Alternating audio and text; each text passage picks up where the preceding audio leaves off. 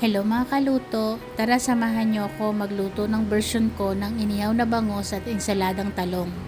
Una, hiwain muna natin yung mga sangkap na gagamitin natin para sa inihaw na bangus. Sa gitna ng unos, di ako mag-iisa. Ikaw ang lakas sa bawat pagsubok. Sa dilim ng gabi, liwanag mong tunay. Pag-ibig mo'y di magmamali. Kaya naman may itlog na pula kasi kukunin ko yung pula niya, ihahalo ko sa sibuyas kamatis na ilalagay ko sa loob ng tiyan ng bangus. Sandigan sa'yo lamang. Ngayon, dudurugin natin yung itlog na maalat, yung pula niya. Tapos, isasama natin siya sa mga hiniwa nating sibuyas, kamatis, kalamansi, bawang.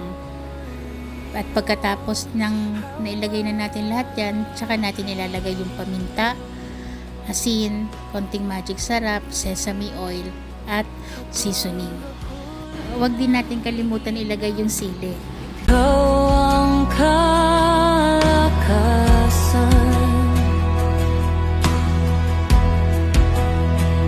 sa puso kong pagod, ikaw.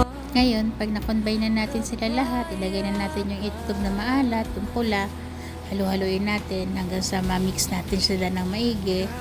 Tsaka natin ngayon yan ipapalaman sa bangus. Huwag natin kalimutan pahidan ng asin at paminta yung labas ng bangus. Kasama,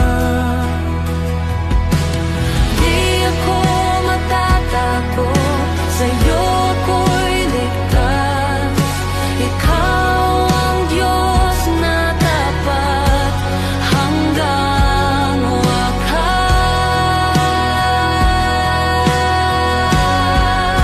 Ikaw ang aking sandigan, sa'yo lamang ako'y tata. Ang gagawin naman natin sa talong, tusok-tusokin natin to kasi ihawin natin para madali siyang maluto hanggang loob. Panginoon, ako'y iyong hawakan.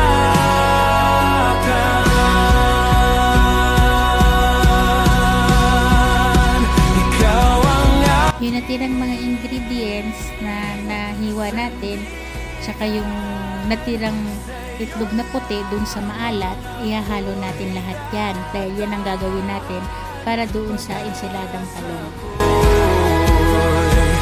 sa'yo lamang, Panginoon, ako'y iyong hawakan.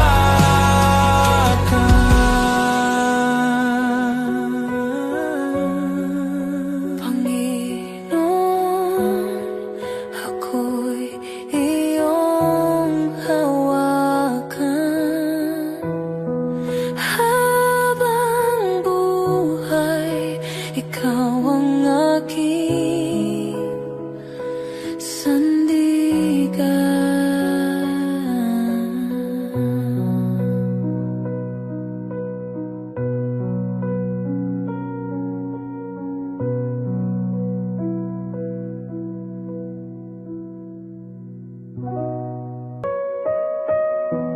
Ngayon, kumuha tayo ng foil, tapos ilagay na natin yung bangus.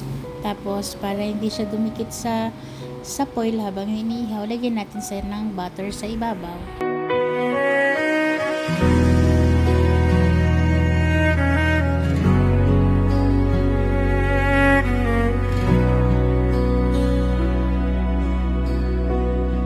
Sa gitna ng unos,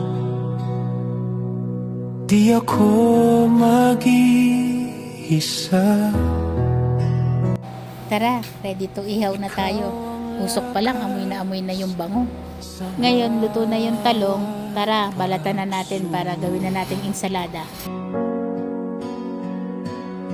Sa dilim ng Ngayon, pag luto na siya, lagyan natin siya ng butter sa ibabaw para hindi pa rin siya dumikit sa foil. Tapos, lagyan din natin siya ng seasoning. pag-ibig mo'y di magmamaliw.